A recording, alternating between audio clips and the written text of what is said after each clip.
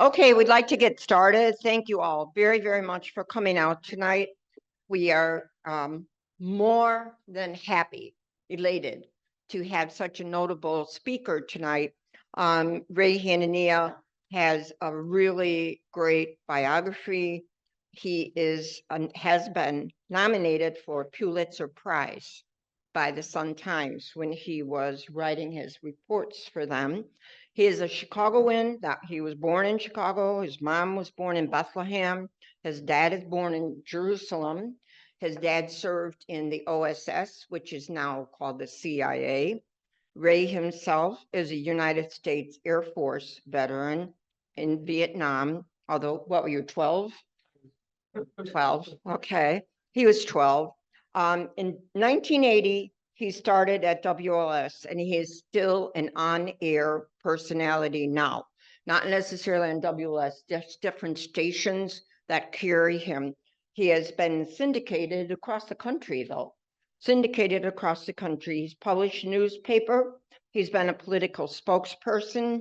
In 1992, he formed Urban Strategies Group, which is a public relations firm and marketing. And the town of Cicero has long been one of his clients. I met Ray when I was working at the city, and he was our consultant for projects. So he continues today to write political columns. The one thing that you must understand that I have always embraced is that Ray rejects extremism, he embraces peace, and he opposes violence. While he does all of that, he's also a stand-up comic. So he's been at Zany's Comedy Club 35 times, and he's done his comedy club. Aaron, stand up. This is Aaron. He is Ray's son, and he's just graduating with his master's degree in communications, right? From Northwestern. So that's really wonderful. I want to acknowledge appellate court judge Aurelia Puchinsky, who is here tonight. Thank you. And I'm sure that you know Ray as well as I do. Yep, there you go. All right, so I'm going to turn this over to Ray. We're going to have a questions and answer period. Anna wants to say, there she is. Anna wants to say one quick comment. Okay, so I think all of you know I'm Anna Durkin, and you know that this week is our yard sale.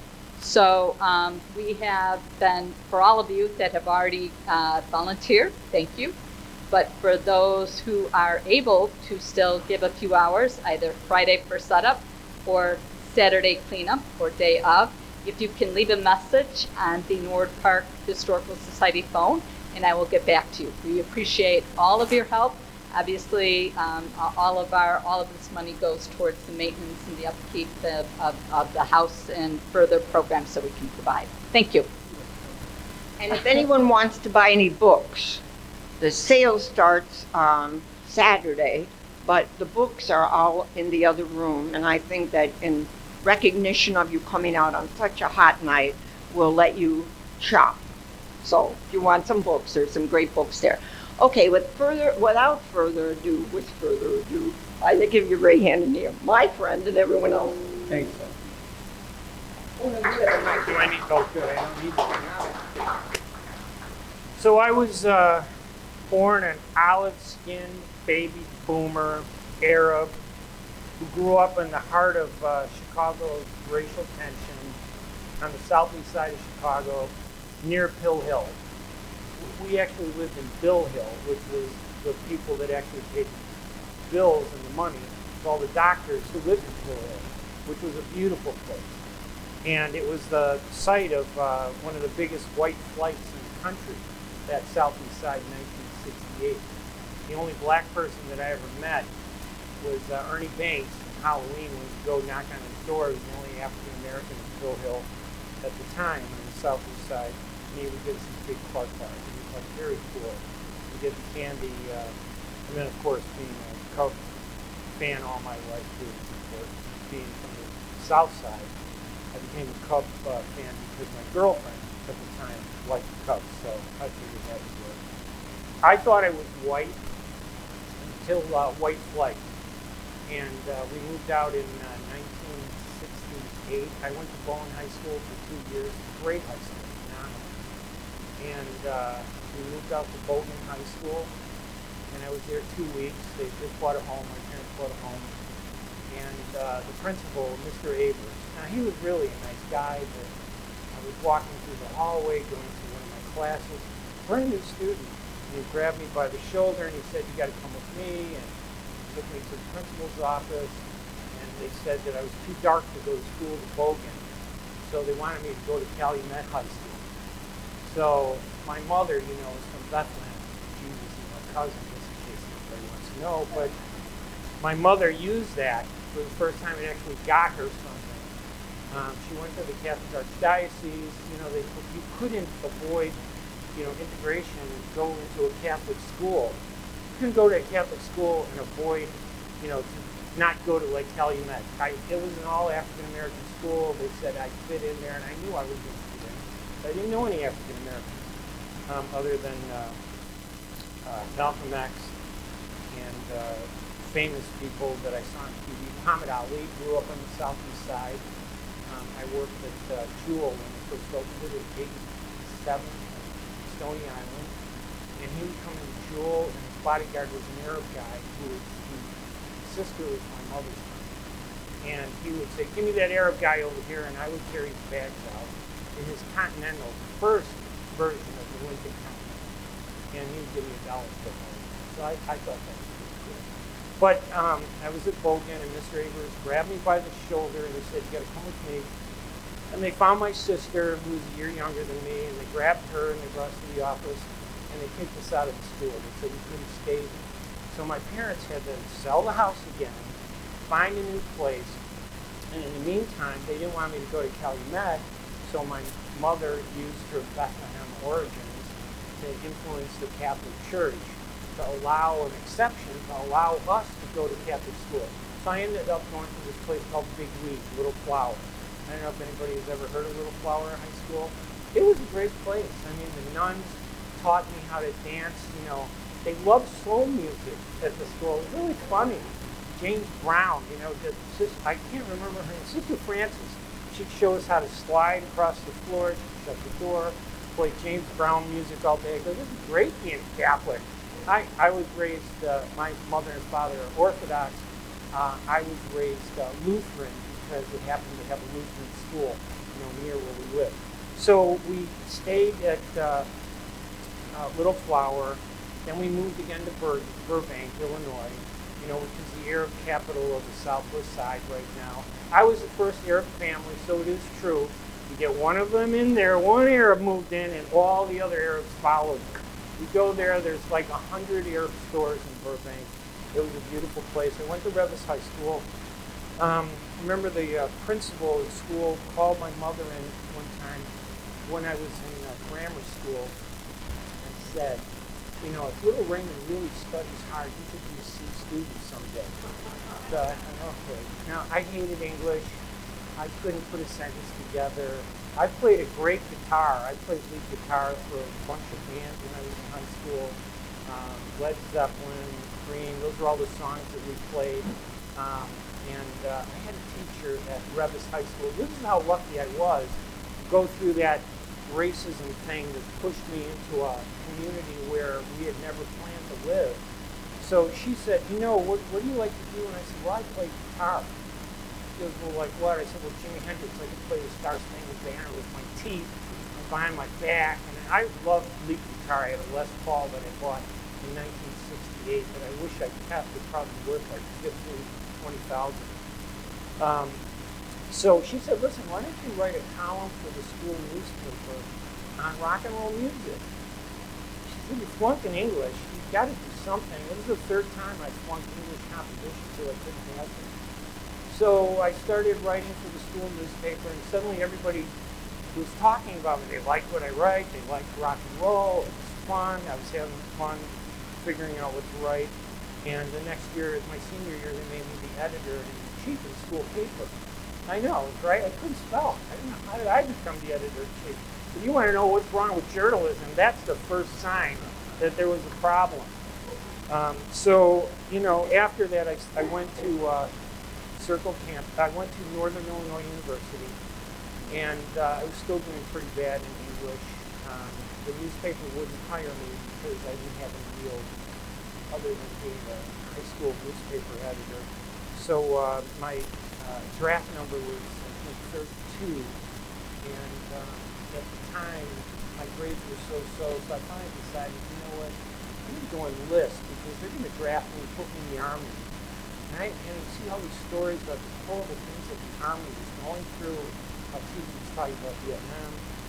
So I enlisted in the U.S. Air Force 6 months before they decided to get out of Vietnam. With my luck if I would have held out. But honestly, I'm so happy that I served during the Vietnam War because they never sent me overseas. We were at an F-111 base. We were supposed to go overseas, but 6 months after I enlisted, went through basic training, they decided they weren't shipping anybody out. They're actually bringing everybody back.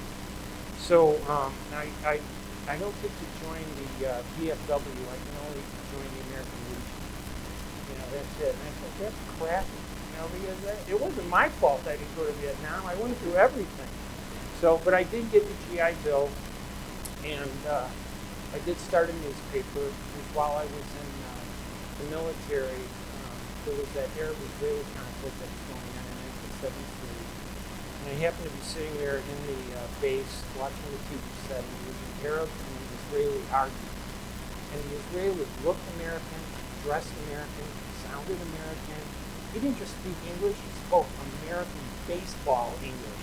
Like he'd throw in a White Sox or Yankees in the conversation about how bad the Arabs were. And the Arab guy had a 5-day growth, you know, he didn't shave, he was dark, his hair was all messed up. He didn't wear like a suit and tie. He looked kind of shabby. He had a heavy accent, and he was missing 2 fingers. And I'm watching this guy argue, and he's yelling at the camera, at the public. He's saying, "It's your fault. It's all your fault." The Israeli guy was saying, "We're the victims. You know, obviously it's after the Holocaust and all that." So I'm sitting there going, I know why we're getting our asses kicked as Arabs. We don't know how to talk to Americans. We don't know how to communicate. And in truth, in the Arab world, I mean, at that time, most of the Arab world was, the media was controlled by dictators who were controlled by the United States. So we don't really talk about that part about it. But, so I decided, you know what, I'm going to go back and go into journalism. So when I got to the University Circle campus, I don't think they call it Circle campus anymore. Anybody remember Circle campus? Do they still call it Circle? I love that place. I got to be a reporter with the Illini newspaper. All my Arab friends called it the Illini. And I said, no, it's the Illini. I spent 2 years trying to get them to pronounce the name of the paper right. They couldn't do it. And I got to meet Milton Raycove, and he wrote a couple books, Don't Make No Waves, Don't Back No Losers, and We Don't Want Nobody Sent. Those are 2 great books. And he told me, he said, listen, you can be a terrorist in the Middle East, or you could be a terrorist covering Chicago politics. They don't have any Arabs in journalism. In the whole freaking country, you'd be the first Arab. Actually, the first Palestinian journalist. And I said, okay. So I got into journalism, and I started writing stories. I got hired by the South Town, mainly because of, there was a columnist, Alex C., who was running for the Senate. Remember Alex C.? He was a decent guy, but he's always so pro-Israel. Believe me, I'm going to talk about Arab-Israeli stuff, and I try to do it in a very objective way. If you disagree with me, I don't mind talking about it because I don't believe in the extremism and all the violence that takes place over there. But Alex C. would write a column beating the crap out of Arabs and the Palestinians. He didn't exist. And I go, I do exist. I'm here. We kept saying I don't exist. So I would handwrite a letter to the editor every week that this column appeared in it was called the South Town Economist at the time. And I bring it to the editor, and I say, you know what, journalism is about being fair. Little did I know. And you need to write the other side of the story. So he'd go, okay, it was handwritten 10 pages. You know, handwritten, that's about 800 words on 10 pages in pencil. So he would have to retype it. So I did that about 10 times. Finally called me up one day and said, hey, I got a job for you if you want to be a reporter, you can be a writer for the newspaper. Just keep your Arab views on your side of the typewriter. I said, I don't care. Who didn't want to make $140 a week, back then? So I started writing for the Southtown, and Mike Bolandic was the mayor. And, Mike was a nice guy, but he just was so boring. Nobody wanted to cover City Hall. So Bruce Sagan, who was the publisher of the Southtown at the time, wanted to go daily when the Daily News folded. And he said, who wants to go to City Hall? And every reporter in the newsroom ducked, except the Arab guy. And I'm going, okay, what's going on over here? He goes, okay, you go to City Hall. I go, all right, what do I do there? I don't know. So I went to City Hall. It was so boring. There was no news. It was horrible. Then one day, this lady named Jane Burns stands up, starts shaking up politics, yelling and screaming, and next thing I know, I'm writing 5 stories a day. And it's the same story written 5 different ways because she would change the news. She'd say one thing at 8 o'clock, say something else about the same topic at 10:30. By 12, she'd change the story again. She'd say, I'm going to fire 4,000 people to save the city money. And by the end of the day, I'm going to hire 15,000 people to give jobs in the African American and the Hispanic communities. And I'll tell you what, you learn to write when you're writing 5 stories a day. And you're under pressure because Jane Burns hated me because I was from the southwest side. I lived in Burbank, out of the southeast side, and there was a guy, I don't know if you've ever heard of him, Richie. He could barely speak English. The guy. I like Richie Daley. He was like an Arab dictator. They barely speak English, so I could understand that not knowing English vernacular that he had. I understood him. Not so many people did in the beginning. So Jane Byrne would blame me for everything that Rich Daley did. Oh, you're the one. You wrote that column. I said, well, you won't talk to me. And then she called me scum one day at a press conference. She kicked Bob Davis out, and then she wanted to kick me out because I wrote something that upset her. I wrote so many columns that really upset her. So I love covering City Hall. It was a lot of fun. And by the way, any of the topics I talk about, you can ask any topic you want, and I'm happy to answer some of the topics. So after I was at the Southtown, I got hired by the Chicago Sun-Times. And Ken Towers, who was a great editor. I don't know, anybody know Ken Towers? He was a phenomenal editor at the Sun-Times. And he hired me, and he sat me down. He goes, look, you're going to be on the page 10 column. You cover the politics. I said, anybody remember page 10? There was a political, social gossip column in the Sun-Times on page 10, thank God. And I said, okay. And then he goes, listen, and then I want you to cover, the Italian-American community, right? Because you're Italian. I said, I'm not Italian. What? He goes, what are you? I said, I'm Arab, Palestinian. He goes, holy shit. He goes, there are 4 Jewish reporters on page 10, and I'm putting you with them. I got to talk to Carol Stoner, who is a great editor, by the way. Lynn Sweet was on the column. Rob Peter was on the column. A couple other people. And we actually got together. But believe me, if they knew I was Arab, they would never have hired me. That's a closed club. Arabs are not allowed in the media. So I broke in, and I started writing for them. And everything went great until I met Miriam Santos. I had just gotten separated and divorced from my second wife. Arabs were allowed to have 4 wives. So, the rest of you can have as many as you want as long as you divorce them, but we're only limited to 4. I don't know why everybody's mad at us.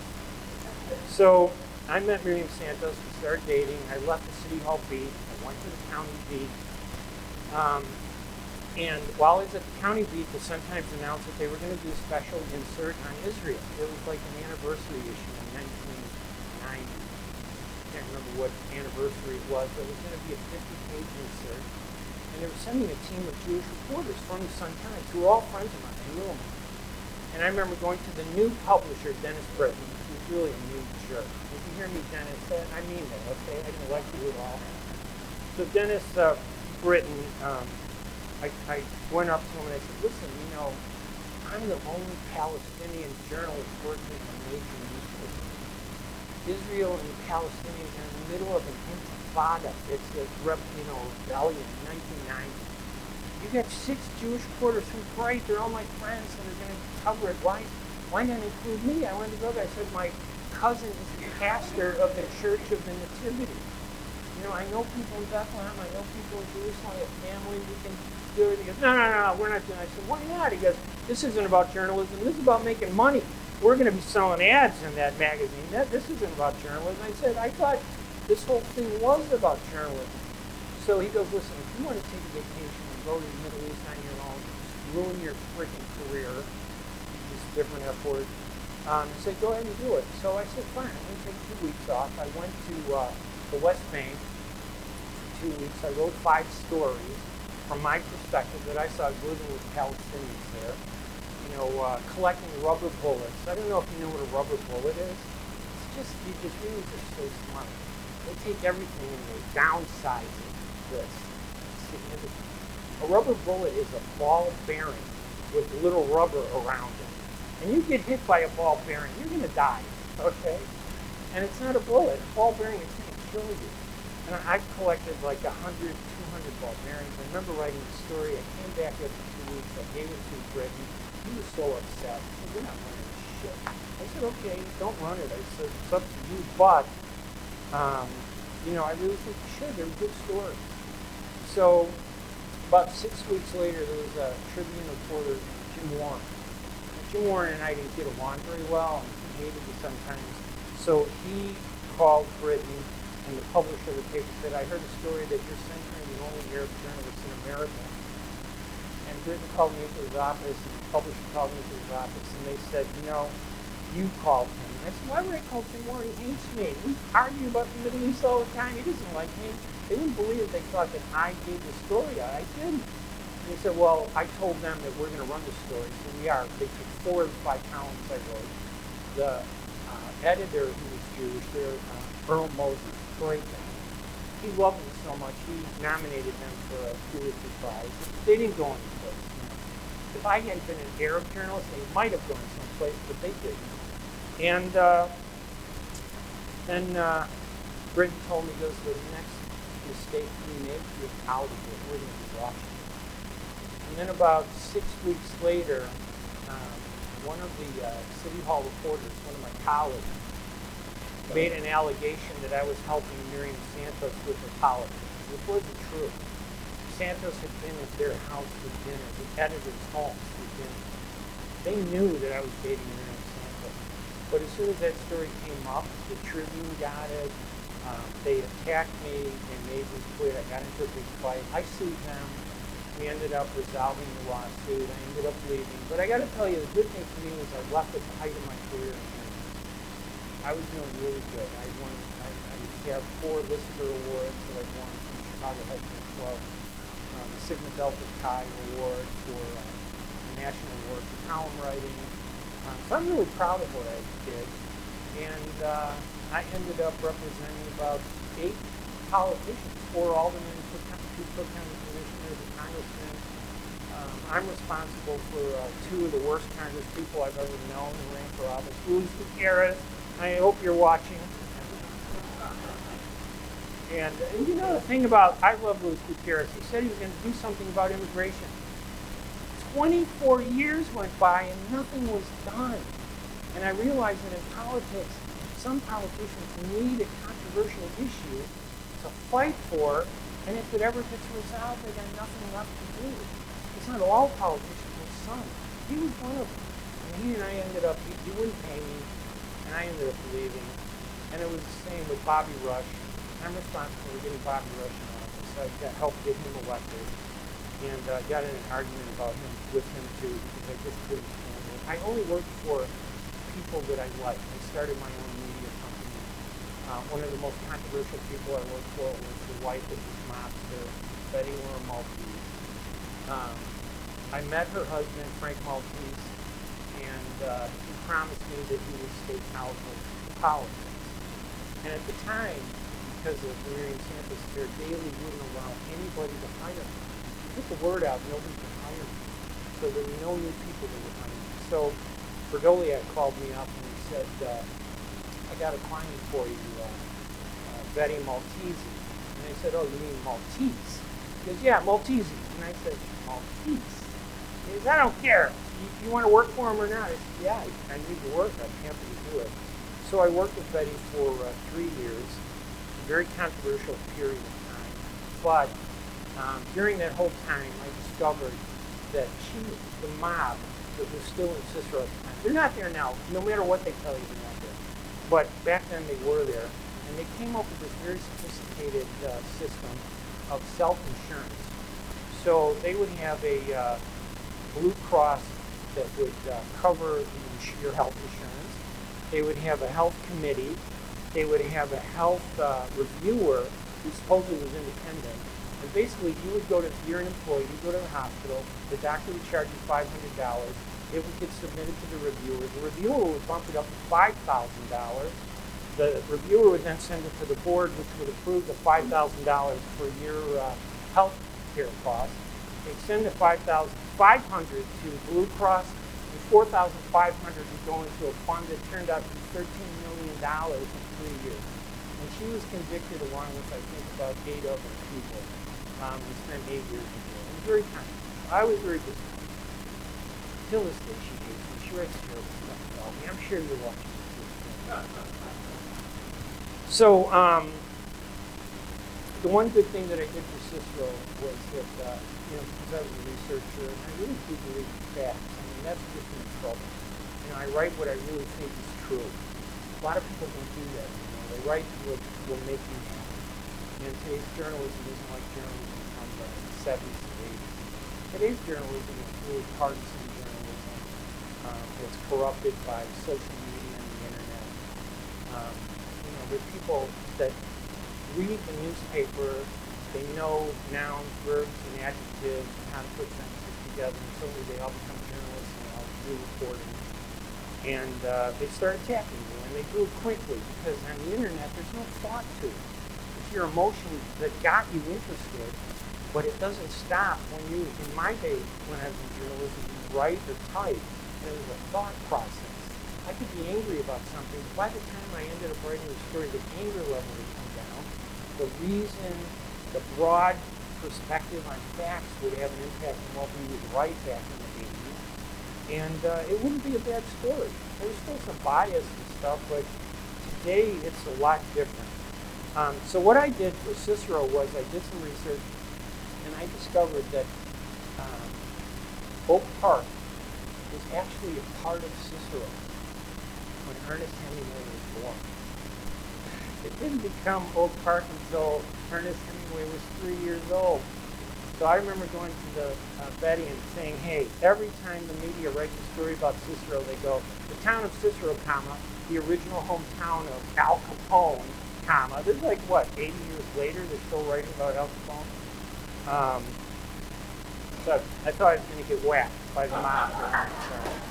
So I said, listen, let's change the slogan for Cicero, the original hometown of Ernest Hemingway. So we put that on signs all over Cicero because it was true. You can't find his birth certificate.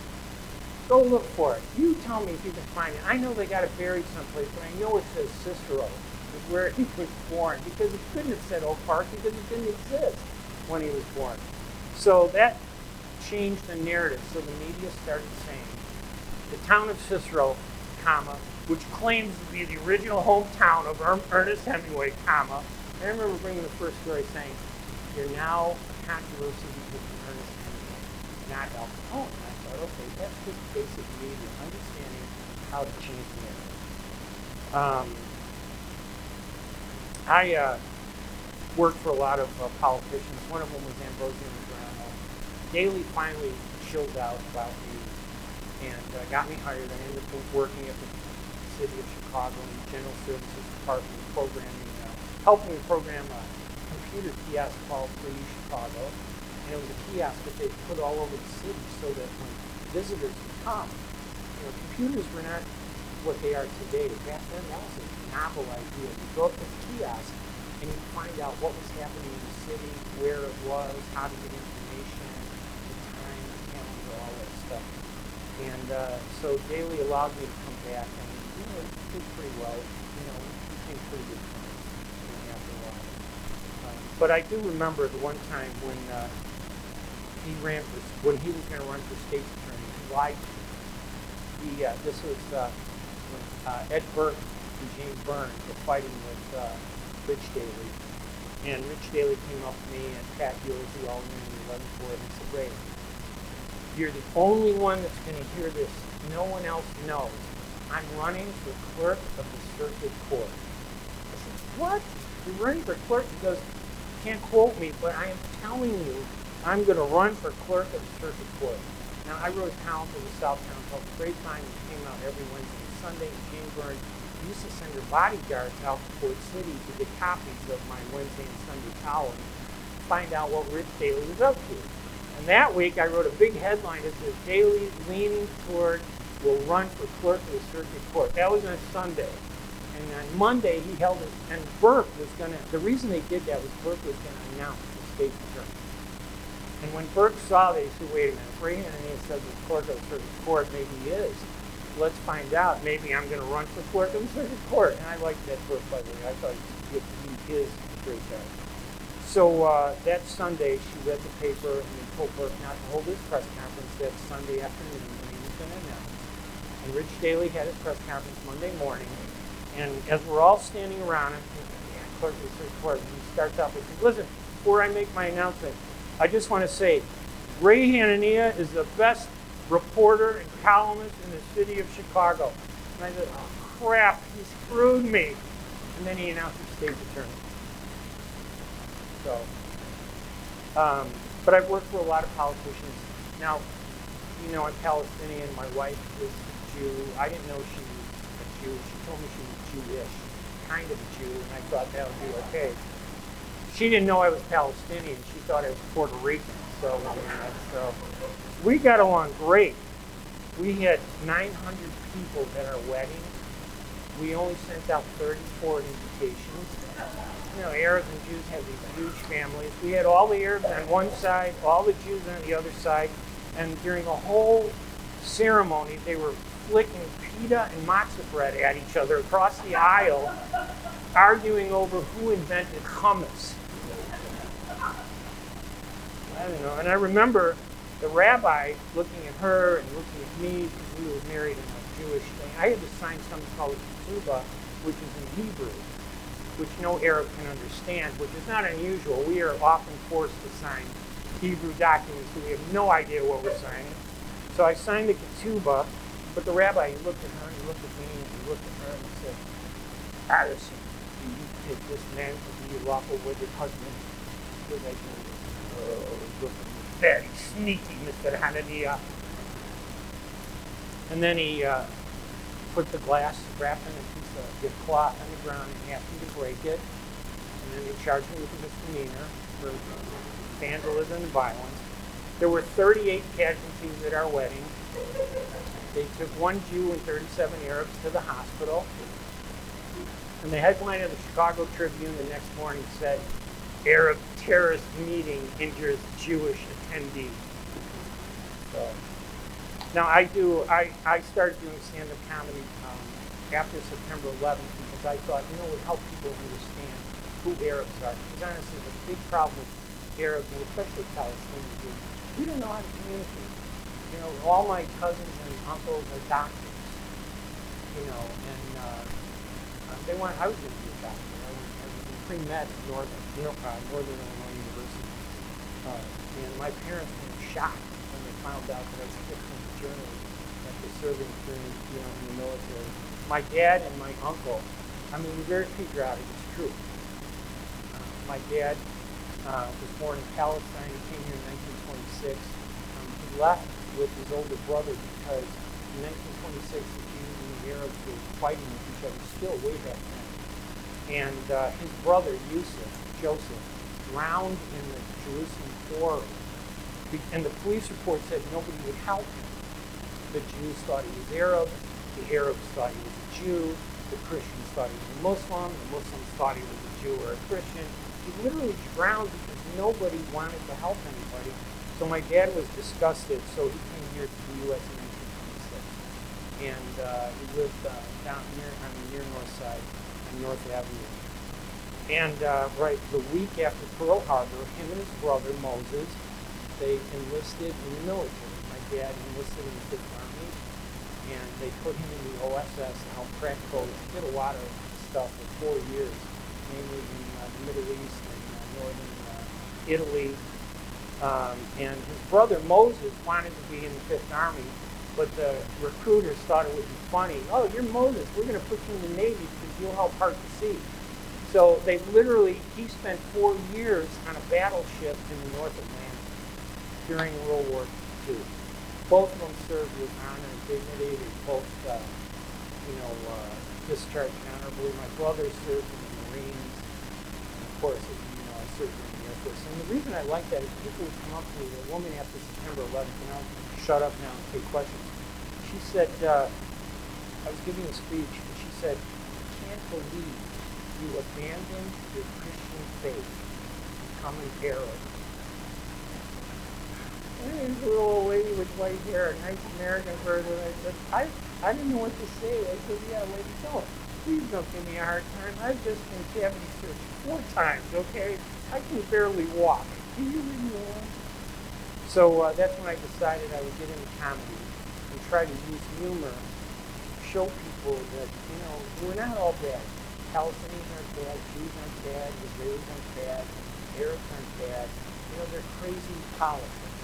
So when I write and I criticize Israel, I criticize Israel's government.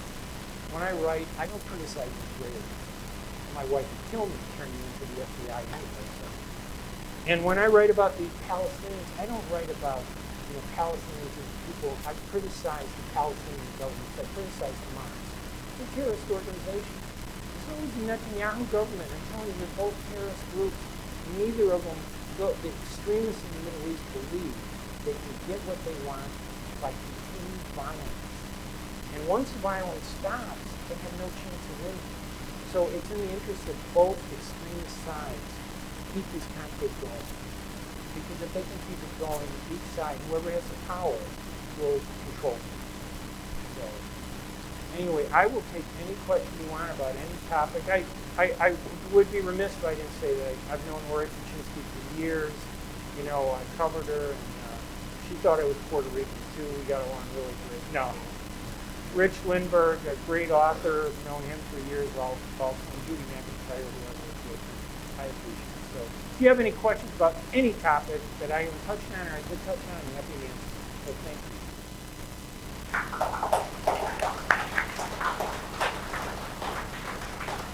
Where did my son go? I think he went to call him Assad, letting him know what I'm doing. Oh yeah, Jackie Mason. Wow. See, it even broke the lamp. It caused, see, this is the first time a Palestinian comes to give a speech and there's violence in the audience already. Destruction and mayhem as a result of the Palestinian speaker. That'll be tomorrow sometime. They'll call up and say, we heard there was violence at the speech. So I was doing stand-up comedy after September 11th, and after that lady came up to me and said she couldn't believe it, blah, blah, blah. So the Zanies heard that there was this Palestinian Arab doing stand-up comedy, and they reached out to me, and they put me on stage. And I did like 40 minutes of comedy that was really real life, being married to my wife. We'd be at the dinner table, and my wife would lean over to my son Aaron and say, Aaron, did you tell your dad to pass the Israeli salad? And I would look at my son Aaron, and I would say, Abdullah, would you tell your mother to pass the occupied Jerusalem salad? So we do humor like that, because, and this was everyday life. That was a true story. Poor Aaron had to live through the middle. It's like in a war zone in the no man's land over there. And they put me on stage, and I did something like 35 performances. They gave me my own show, finally, over Labor Day weekend in 2002. And I had practiced. I had a great set. That was 9 shows that he would do at Zanies.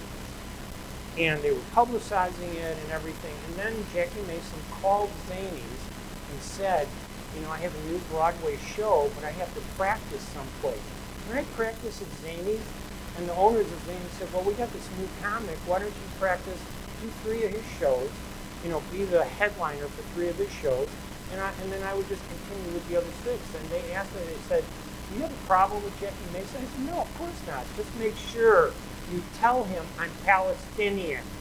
Oh, this is politics. We don't care about, this is comedy. We don't care about politics. Don't worry about it. Everything will be fine. I said, okay, just make sure you tell him. So the night of the show, all of my wife's family were there, all of the Arab family. The first night, the tickets, we filled it up. All the Arabs and the Jews were there in the audience. And then Jackie Mason got up there and he said, we had a comedian that was going to open, but we're not going to allow him because he's Palestinian. He didn't know I was Palestinian. He thought I was Jordanian or, some other acceptable Arab. And that story about Arabs and Jews couldn't even get along on a comedy stage made international headlines. People in India were reading the story. Ooh, look, Babu, come here, quick, look. An Arab and a Jew on stage. They couldn't do it. Thank Allah. Thank Allah, they didn't get together. So I got famous for that, and I ended up doing comedy all over the country. And the people that hired me the most were Jewish synagogues and organizations, because the Jewish people, they love humor. And I stole as many of their jokes as possible because they'd stolen as much Arab food from me as possible. I figured it was only fair. Tabbouleh, hummus, that's Arab, okay? Don't believe this stuff about me. So I did very well. A lot of, but American audiences, they really didn't understand. They didn't understand the jokes. Whenever I was with an Arab or a Jewish audience, the laughter was phenomenal. When I was with the American audience, with people in the town, I was like, are you a member of ISIS? I remember going through security one day, and the guy looked at me. He's a new security guard in O'Hare Airport, and he goes, oh, Bob, Line B, we got one of those people. We got one of them here. Come here quick. So they were asking me questions, or you don't look, you're not Pakistani, you're not Indian. I said, listen, I'm Palestinian. Let's just get it over with. Meanwhile, they go, oh, okay, go ahead, you can go through. And I said, wait a minute. You're letting me through, and meanwhile, they got this little old lady spread eagle on the ground. They got 6 people searching her and everything. Senior citizens, after September 11th, would go to the airport to have simulated sex because they would get body searched. What senior? I'm 71. If I could be body searched every time I went to the airport, I'd be really happy. I'd be smiling on that plane. Anyway, I'm sorry. Any more, let's open it up for questions.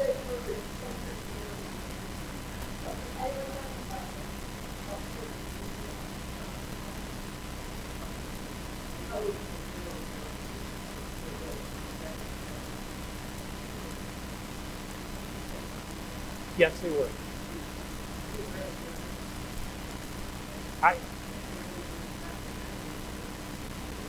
No, actually in Pill Hill, and like I said, I live next to Pill Hill, South Shore Valley, or whatever they used to call it. The Jews are my best friends. The Jewish kids are my best. Jeff Brody, who became a famous lawyer, a little controversial, but famous, great guy, my best. Sheldon Asher, all the Jack Stone. We got along great. Jews and Arabs in the 60s, we lived with each other. All the Arabs in the city of Chicago lived in the same neighborhood. In that area of Pill Hill, that's where they lived, because the Jewish community was there. I was a member of the JCC. I went to the JCC, which was like, I don't know, I was the first Arab kid to go to I think it was with Bernard Horowitz Jewish Community Center. Is that what it was, Bernard Horowitz? Yeah, that's what I think it was too. Nobody chased me out. We got along great. Nobody searched me. I could bring my backpack any place I wanted. That was like with the rise of extremism, and I'm going to say, if you can go online and look me up at Hanania.com. I did a paper about the origins of Hamas. And back in the 1970s, Ariel Sharon and Yitzhak Shamir were afraid of the rise of Yasser Arafat and the PLO. They were secular. So what they did was they funded the Islamic movement in Gaza to try to build them up as a rival to the PLO. So that guy, remember that paraplegic Sheikh Wasim, who the Israelis ended up blowing up one day and during one of the violence there, he was the guy that they handpicked to organize the entire Gaza Strip, the village system they call it. The Israelis gave them money, they built them up, and again it was to compete with the secular movement. They never realized that this religious movement, and I really believe religions are, you should never mix politics and religion. Religion is, I will die for the cause. Politics is, I will kill you for the cause. There's a big difference between the two messages. They never knew that this Islamic League was going to turn into Hamas. And that was only a few years later during the First Intifada.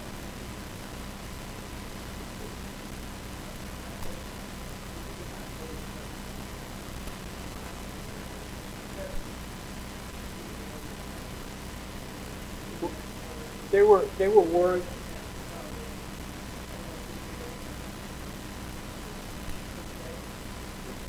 Listen, in fairness, I'm going to say the calendar didn't start on October 7th, but what happened on October 7th was a horrific terrorist, horrendous attack.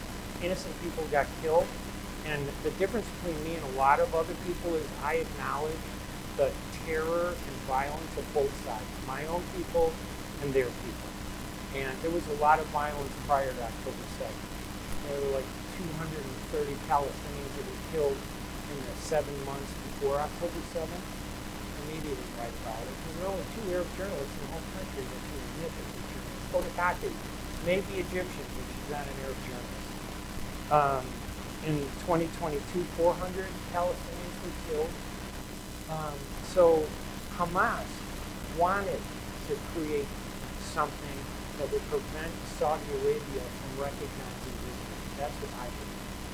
But by the way, I write for a newspaper that's based in Saudi Arabia called Arab News and Arab News. Now, I am tough on Israel's government, but I'm just telling you it's about Israel's government. I don't talk about Jewish people or Israelis. You know, I'm tough on Mike Volandic, Jane Byrne, Harold Washington, Eugene Sawyer, Richie Daley,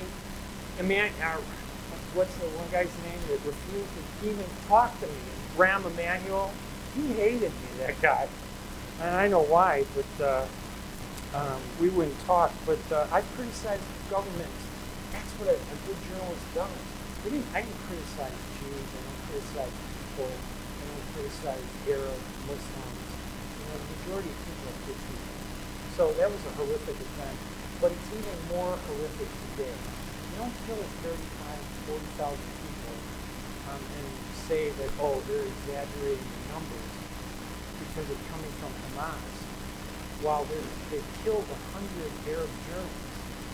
If you go to the Committee to Protect Journalists, they'll tell you 100 independent journalists in Gaza have been killed by the Israelis, government, and the military. There are a lot of Israelis who don't want to serve, and there are a lot of Palestinians who don't support them. But we're stuck. We're kind of pushed in today's polarization of politics, which is caused, really, I think, it's kind of aggravated by the internet and social media. You know, they see a journalist write a story and they go, hey, I could be a journalist.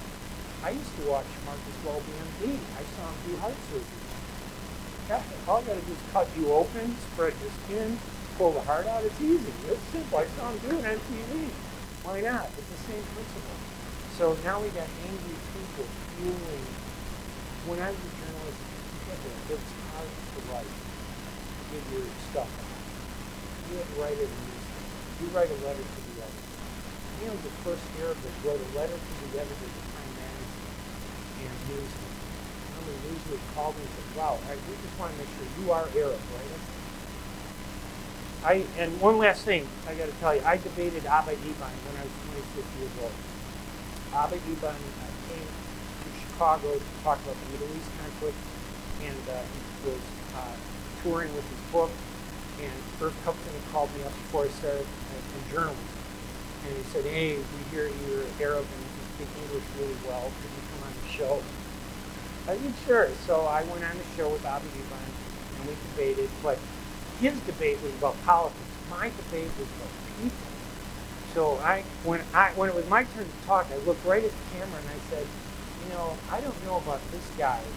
His real name is Aubrey Solomon. He was born in South Africa. He lives in Jerusalem. And he can go there anytime he wants. My father, George Hanania. Hanania is a Hebrew word. That means God has been gracious. And my dad was born in Jerusalem. My grandfather was born in Jerusalem. All our family was born in Jerusalem. And I'm looking right at the camera with puppy eyes with the tears swelling up. And you can't go to Jerusalem because you're Palestinian. It's so unfair. And Avi Ivan got really tense, like, you can't argue with that type of argument. You want to argue politics. So I did get a Polaroid picture of myself on TV when it was broadcast with Avi Ivan.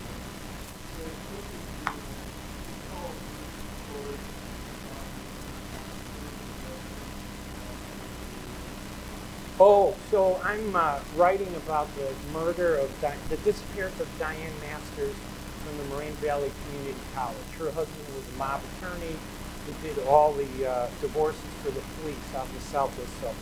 So the police did everything for her. And I had written some stories that her husband, Alan Masters, the attorney, I had interviewed Alan Masters and I had said to him, what about your wife? And he goes, I'm not going to try this in a newspaper. So I put that quote in the paper, and the FBI called me and said, did he really say that to you, that he's not going to try this case in the media? And I said, yeah. I had the tape, I played it for him, so that kind of focused them on him. So I went to this Italian restaurant at 115th and Harlem Avenue, which was owned by a guy named Artie Greco, who was a great guy. Artie was a great guy. It happened that a lot of Italians, including a lot of those people, would hang out there. And I was sitting there, I sat down, and one of the waitresses came by and said, there's a guy at the bar that wants to meet you and say hi to you. I said, oh, okay. So I walk up to the bar, and there's this huge Hulk of a guy named Wayne Fox. Now, Wayne Fox was this big football player. His hand was the size of a basketball, and I stuck my hand out and started to think, okay, this could be the end of Ray Hanania's career. And it enveloped my whole arm, went into his hand, it disappeared. He goes, you know who I am? And I said, I think I'm going to find out. And he goes, I'm Wayne Fox. You wrote in your column that the FBI suspects that I murdered Diane Masters. Do you know how that made my wife and son feel to say that I'm a murderer? I don't kill women. You're trying to get my hair out. I'm gay. And then he turns and he looks, and there's this kind of balding guy, short, little round, great suntan. And he goes, hey, Oscar, what do you think I should do with this guy? And I look and I go, oh, that's Joe Ferriola. His nickname was Oscar. I go, hey, Oscar, it's good to see you too. So that was my Oscar mob encounter. And I got out of there with my Corvette. And sleep at the house. Oh yeah, it's going to be a political riot, not a police riot. It was a police riot in 1968. This is going to be a political riot. They're going to have a lot of protesters, and I always thought protesting, is okay. But, I think the way some of the protesters are described, they're a little exaggerated, but at the same time, I think protesters get carried away with, some garbage. But there are going to be a lot of protests, and I think it's just going to shine a bad light on Chicago and the Democratic Party. I don't believe that Biden's going to win. I think that Trump is going to win. And I'm going to tell you why I think that's a good thing. Not because I like Trump. If Biden wins, we're going to have the same divisions, after 4 years. And it'll be another polarized election. If Trump wins, he's going to drag the country down so far that it might wake people up. So 4 years from now, we might get a good candidate who will actually stand up in the middle and bring everybody together. Because right now, there's no middle. There's no centrist group.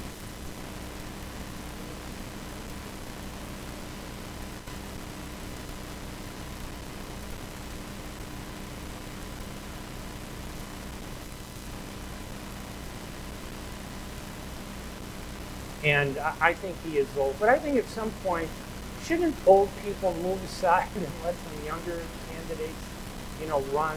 I know there's some good people in the Democratic Party. I had originally liked Robert F. Kennedy until I started reading some of his crazy views. Okay.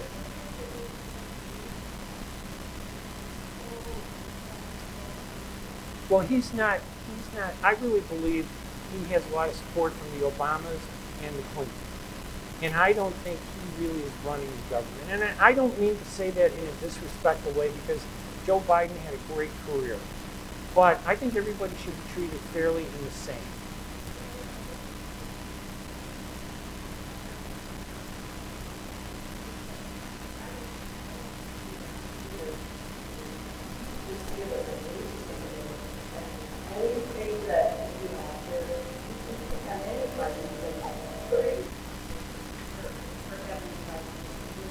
Well,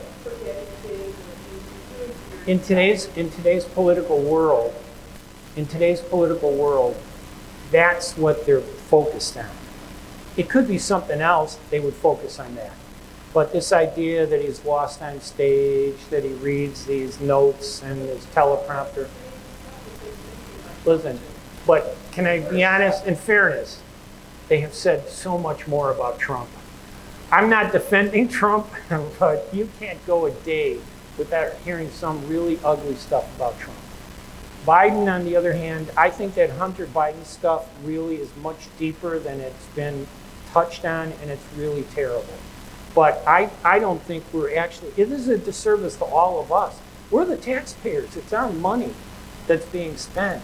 We should want to know what the truth is. Trump has said terrible things. But, when I look at the Arab community is boycotting Biden in the very states which were swing states that Biden barely won. He's going to lose those states. Wisconsin, Michigan, Pennsylvania, Minnesota. There are like 8 states he's going to lose because those Arabs are a big vote. They're not for Trump. They're against Biden. Yeah, now listen, I voted for Trump the first time, not because I liked him, because I didn't like Hillary Clinton. I'm sorry, I didn't like her. But that's how American politics is. In our two-party system, you could hate somebody, and that's your focus. And then you end up with whoever wins. And then you look and you say, oh, crap, this is what I got.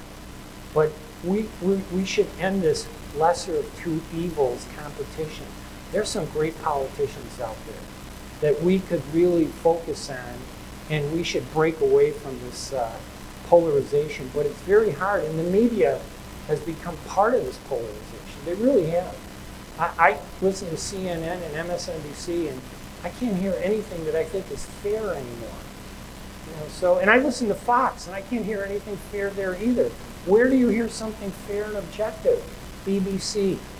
I got to go all the way across the Atlantic to find out what's going on. You hear, yes. Yeah. Let me go all the way back there to the lady with the glass. What was the main reason of joining the civil service? Did you experience a lot of racism there? I was one of the first Arabs in that unit. Now, believe it or not, there were more than 15,000 Arab Americans that served in the military, all the way going back to the Civil War. There was a guy named Haji Ali who was from Palestine and Syria and Lebanon. He's from that area. And they recruited him during the Civil War to create the Camel Corps. They shipped 1,000 camels to the desert thinking that this would be a way rather than horses, but it didn't work out. So he was like one of the first Arabs to be in the military. But I think that, repeat your question, I'm old. Where's my notes? Here, walk me away to the side. Yeah, that's what it was, I'm sorry. For the most part, no, I did not. But occasionally it would come up. I had an alderman call me a sand end. I won't say the word. You know what sand end means, right? What the N is for, okay. I had a commander. Now when you're in basic training, they find out what you are and they focus and target on that, they beat you up. So I was the sand end during basic training also. So yes, there was some racism because, who are you? You're not black, you're not white, you're kind of like in the middle, you're not Hispanic. So the big problem with racism isn't about, accuracy, it's about fear of the unknown. We didn't know, why did we move out of Hill Hill?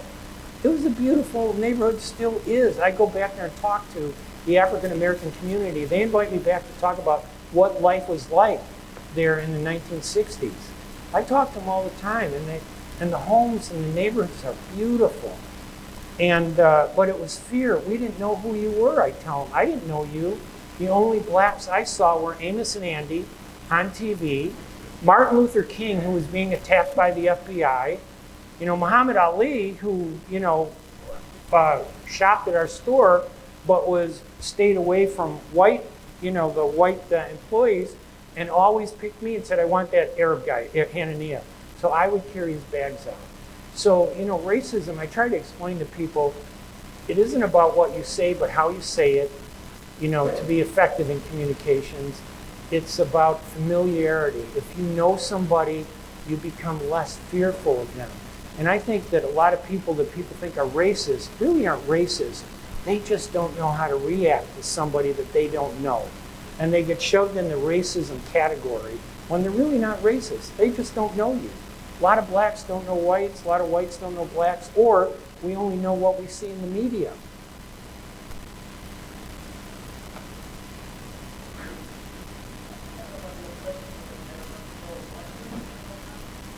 Harold is a great guy. He was very funny. He loved humor.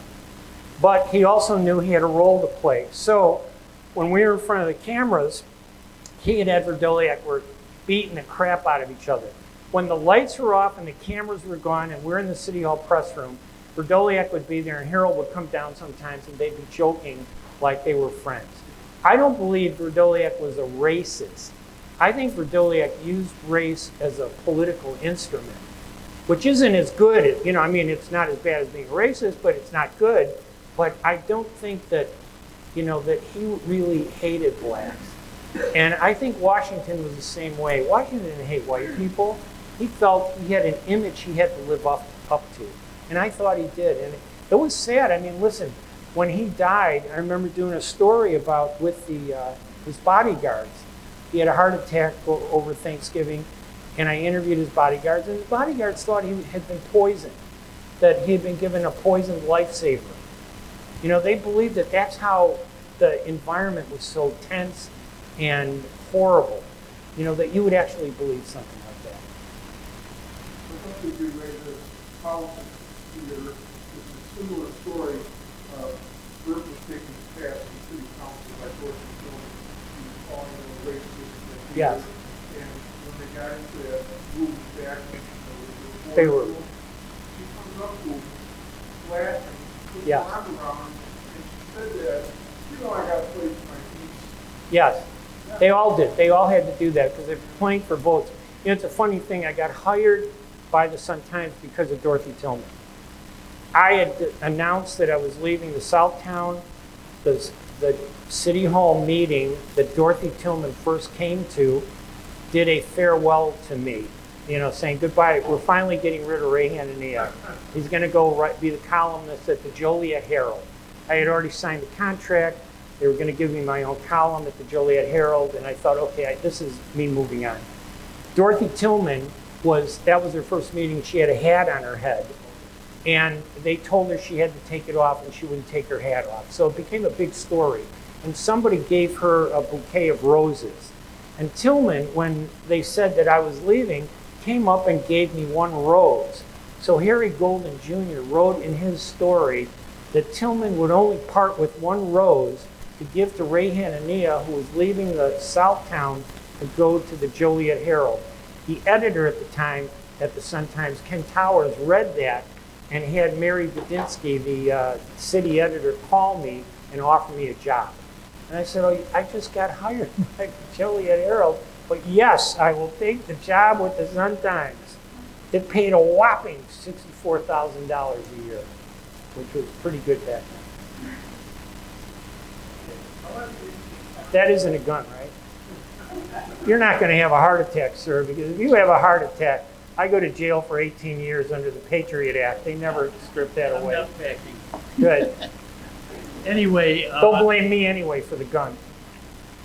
anyway, I'd like you to comment maybe on the difference between reporting the news and sensationalizing it, and how much that disparity has created among the people who read and hear the news, and causing them to think in many different ways. What kind of influence, the influence of that has? Sensationalizing the news isn't anything new. We've been sensationalizing the news forever. But we don't report the news today the way we used to report it before. I mean, there were only a few times that I think I wrote something that I felt weary about. To tell you about, if you remind me about Alderman Bill Shaw later. But back then we focused on the facts. We tried to get both sides of the story. You know, you looked like a better reporter if you had both sides of the story, because everybody knew what the truth was. So you look good. Today, in a polarized world where the audience hates one side and one side hates the other side, the media, which is now owned by, the majority is owned by 5 corporations, probably 60-70% of the media is owned by 5 big corporations. It's about money. And the way to make money is to pander to a certain view. If I want to make money, I'm going to get this half, buy advertising and subscribe. I'm not going to worry about everybody anymore. I'm going to go for my audience, the left, or I'm going to go for my audience on the far right or the far left. So the problem with journalism today is it's not reporting anymore. It's opinionated, partisan writing that goes under the label of reporting. When I write an opinion column, I say it's opinion. Opinion is opinion, but I let you know it's my opinion. You don't have to agree with it. But if I said, oh, this is reporting, this is news reporting carries the weight of, well, it must be true, it's news reporting. Well, what you're getting today isn't news reporting. What you're getting is a distorted journalism that's fighting with social media and a public that can say more about a topic sometimes than the reporters themselves. Journalists are losing jobs. You know, that's why I still write columns for newspapers and stuff, but I have a media company. I represent several governments. I never write about the governments that I represent, and I'm upfront with the public. I want people to trust me to say, oh, he represents Cicero. He wrote something about Cicero, but he said he represents Cicero. So I think the public's smart enough to determine for themselves what the truth is. They don't need me to tell them what the truth is. They need me to give you the facts. And maybe I'll give you my opinion on what I think are the facts mean. But you're not getting the facts. You're getting one side of the story. You're getting half of the story there. Bob Shaw, it was a lazy day in City Hall one day, and everybody was bored. Jane Byrne wasn't talking to us, and Bob goes, anything going on? And I go, yeah, Alderman. I said, did you ever look at the city seal? He goes, yeah, what about the city seal? Come on, let's go look at the city seal really close. So we're looking at the city seal, and there's a boat, right? And there's an Indian, Native American waving, and there's somebody on the boat waving at him. And I said, who do you think is powering that boat? You can't see them. He goes, who? I said, your people, Bob. Those aren't slaves. This boat doesn't have a motor. These are oars. And who do you think's driving the boat? It's your people. He goes, that's racist. I go, is that a racist city seal, you think? He goes, yeah, that's a racist city seal. So I did a big story. Alderman Shaw says the city seal is a racist emblem and needs to be changed. And Mayor Daley went berserk. But that story went on for like, I don't know, 12 days. I got like 9 stories out of it. To kill the boredom. That's the worst thing I ever did. I never took any money from any alderman. I never took any gifts. So.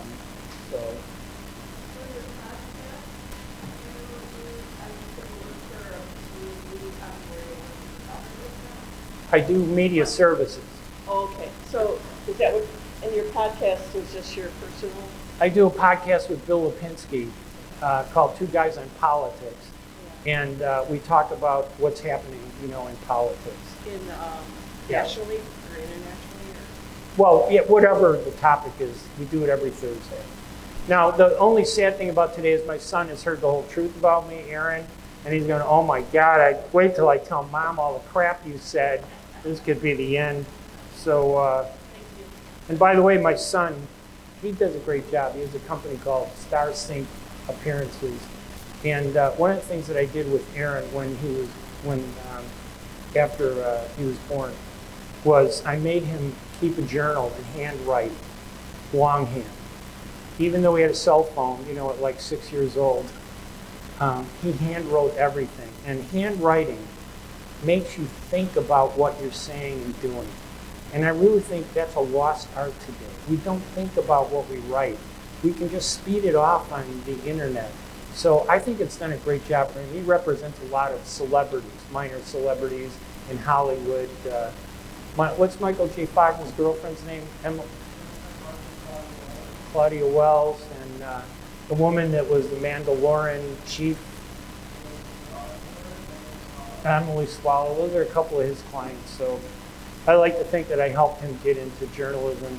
Although if I really loved him, I would have told him to become a doctor. They can't write, but they make a hell of a lot of money.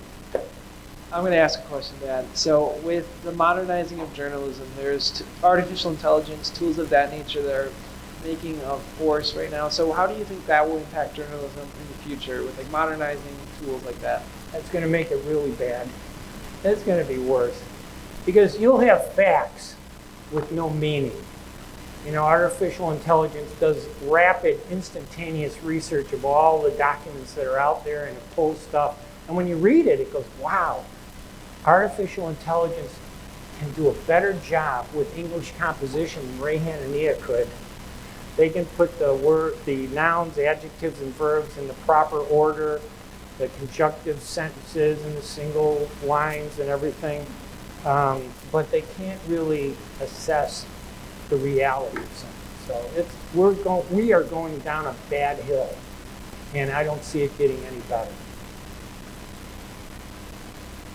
Any other questions? By the way, I just got my air conditioning fixed in my car. I can't wait till I get in. I hate the heat, even though I'm an Arab. I got to be reminded about being in the Middle East. Ray, can you comment on Mayor Daley and the parking situation when he sold that, all the parking meters? All of a sudden, overnight, they popped up everywhere. And I understand that that company paid off, in nothing flat, not making nothing but profit. Same thing on the Skyway. I don't know that. I don't know that much about it anymore. I mean, it's been a while. I'll be honest with you. I don't know.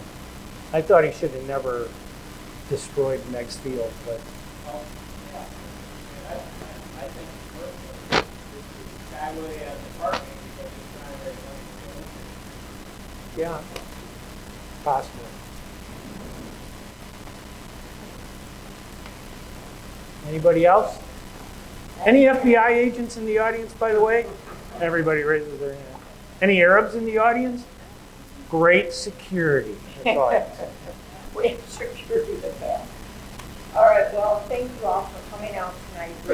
Thanks. Very, You're welcome. very much. Thank you, Annie. Thanks. Thank you so much. If I offended anybody, just take it out on Rich Lindbergh and one of his books. Hit him with one of his books. All right, but thank you, everybody. I appreciate it. Sorry I couldn't answer your question. Yeah.